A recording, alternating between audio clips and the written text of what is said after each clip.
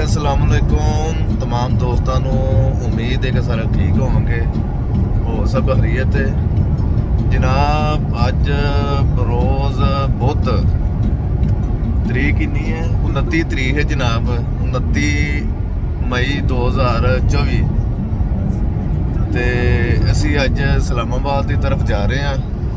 ਇੱਕ ਬੜਾ ਅਹਿਮ ਕੰਮ ਹੈ। ਸਭ ਤੋਂ ਪਹਿਲਾਂ ਤਾਂ ਦੁਆ ਕਰੋ ਸਾਡਾ ਕੰਮ ਅਲਹਮਦੁਲਿल्लाह ਖੈਰ ਖੈਰੀਅਤ ਨਾਲ ਹੋ ਜਾਵੇ। ਉਮੀਦ ਵੀ ਹੈ ਅੱਲਾਹ ਲਗਾਨਾ ਬਿਲਕੁਲ ਈਜ਼ੀ ਕੰਮ ਹੋ ਜਾਏਗਾ। ਫੇ ਵੀ ਦੁਆ ਕਰਨੀ ਚਾਹੀਦੀ ਹੈ, ਅੱਲਾਹ ਰਹਿਮਤ ਕਰੇ।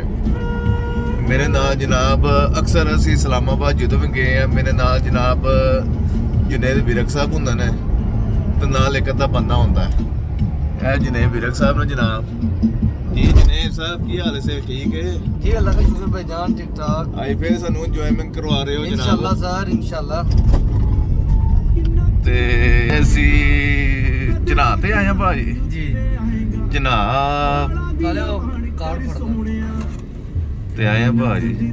ਮਾਸ਼ਾਅੱਲਾ ਜੁਨੈਦ ਸਾਹਿਬ ਦਾ ਜਿਹੜਾ ਨਾ ਕਾਰਡ ਇਹ ਫ੍ਰੀ ਚੱਲਦਾ ਭਾਜੀ। ਆ ਵੇਖਿਆ ਜੀ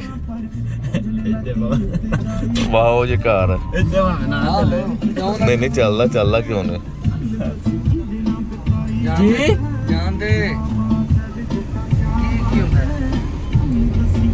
ਲੋ ਭਾਈ ਉਹਨਾਂ ਨੇ ਜਾਓ ਕਾਰਡ ਵੇਖਿਆ ਵੀ ਨਹੀਂ ਹੈ। ਮੈਂ ਕਿਹਾ ਜਾਓ ਮਾਸ਼ਾਅੱਲਾ ਵਕੀਲ ਨੇ ਵਕਾਲਤ ਦਾ ਕਾਰਡ ਇਹਨਾਂ ਕੋਲ। ਵੈਸੇ ਮੈਂ ਉਹਦਾ ਲੈ ਕੇ ਦਿਨ ਚਲਾਇਆ ਹੈ ਉਹ ਹਿਊਮਨ ਰਾਈਟਸ ਮੂਵਮੈਂਟ ਦਾ ਕੌਮੀ ਅਮਨ ਕਮੇਟੀ ਦਾ ਲਾਹੌਰ ਜਾਂਦੇ ਉਹ ਕੋਈ ਨਹੀਂ ਚੱਲਿਆ ਤੇ ਮੈਂ ਉਧਰ ਕਲੇਮ ਕੀਤੀ ਹੈ ਵੀ ਆਪਣੀ। ਆਹੋ ਉਹ ਕਹਿੰਦਾ ਨਾ ਭਾਈ ਤੁਹਾਨੂੰ ਟੈਕਸ ਮਾਫ ਨਹੀਂ ਹੈ। ਇਹ ਜਨਾਬ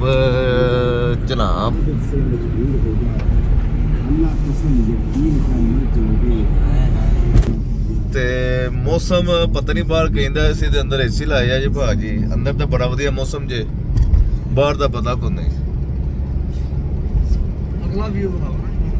ਅਗਲਾ ਵੀਊ ਭਾਈ ਉੱਥੇ ਤੇ ਵੇਲ ਹੀ ਹੈ ਭਾਈ ਨਜ਼ਰ ਨਹੀਂ ਆਉਂਦਾ। ਇਹ ਕੋ ਭਾਈ ਚਨਾਹ ਵੀ ਸੁੱਕਾ ਜੇ ਕੀ ਭਾਈ